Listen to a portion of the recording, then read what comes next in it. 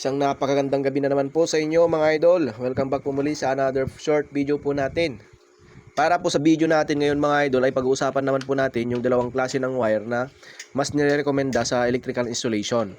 Now ay bigyan niyo po ulit ako ng kaunting minuto para po maibahagi po sa inyo kung ano po yung dalawang klase ng wire na yon.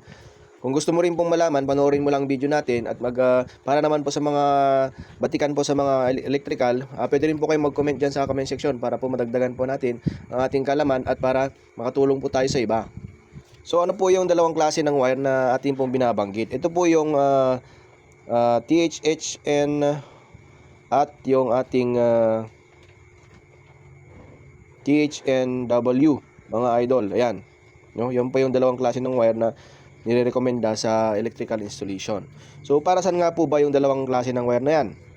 Itong dalawang klase ng wire na yan mga idol ay isang uri ng electrical wire insulation na madalas ginagamit sa mga gusali o pati na rin sa mga bahay o residential mga idol, no? So lalo na po sa electrical conduit natin, mga tubo or mga daanan po ng ating mga wire, ay ito po yung dalawang klase ng wire na ginagamit, no? Magkapareho po sila, no?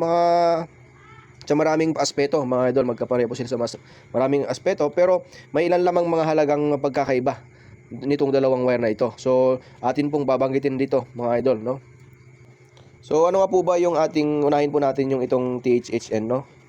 Ano pong meaning ng THHN, no? Para po sa T, no? Ito po ay nangangahulugan na thermoplastic mga idol. Ayan. So yung H po, ibig sabihin heat resistant. Yan. So up to, no, heat resistance, kayang-kaya niyang i-handle ang 90 degrees Celsius o 194 Fahrenheit. Yan po yung kaya niyang i-handle, ano, na init, no. Then another H po mga idol, no. So mas mataas na heat resistance, no? Yan. Yun mga idol, para saan naman po yung N natin? So ang N natin, nylon jacket. Yan mga idol. Ito po yung meaning ng THHN, no?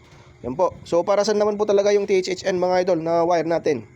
So ang THHN wire natin ay karaniwang ginagamit po ito sa loob ng mga gusali, sa mga dry location mga idol, no? Dry location. Yan. Kuan po kasi natawag natin sa nylon jacket, ito ay nagbibigay po kasi ng protection. Nagbibigay po ng protection sa laban po sa abrasion. Yan. Abrasion. So anong meaning po ng abrasion mga idol, ano? Ibig sabihin po niyan, ito po ay, no, na protection sa pagkaskas o pagkagasgas ng wire mga idol, ano?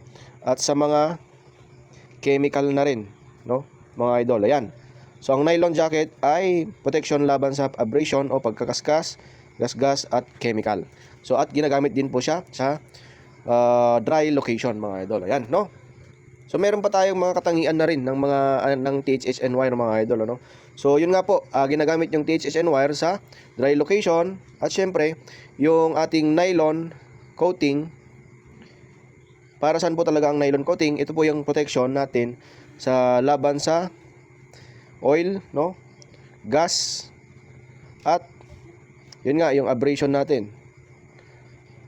Yun, ano pa? So yun nga, kaya niyang i-handle yung 90 degrees Celsius na init, no, mga idol, sa dry environment. So yan, ganyan po katindi, no. Kaganda yung ating THHN wire. Then ano pa mga idol, saan po ginagamit usually yung ating THHN wire? So ginagamit po siya sa mga panel boards, no, sa mga circuit distribution natin, lighting, control, no, wiring, at sa convenience, no, convenience layout, yan, or circuits. Ayan mga idol. Ayan mga idol, ano, pagpasensyahan nyo na po ang ating sulat at intindihin nyo na lang yung ating mga sinasabi. Sundan nyo na lang po. Ayan mga idol, ito po yung ating THHN wire. So sunod po natin yung yun mga idol, no? Sinulat ko na para mas mabilis, no? So para hindi po tayo masyadong matagalan, no? Ito naman po yung ating meaning ng THWN, no? So thermoplastic. So gawa din po talaga sila sa thermoplastic, halos parehas. No, then sa H, heat resistant. So 75 degrees o 90 degrees ang kaya nilang i-handle na init, no? Ito yung pagkakaiba, no? Isa lang pa yun naman po ang pagkakaiba. Yung THHN ay yung mas mataas na temperatura ang kayang i-handle. Ito naman po sa THWN, so ginagamit siya sa basang lugar. Water resistant po siya, no? So, yan. Tapos next, yung N naman, yung nylon jacket. Halos parehas lang sila ng pagkagawa, ano? So, halos lang ito.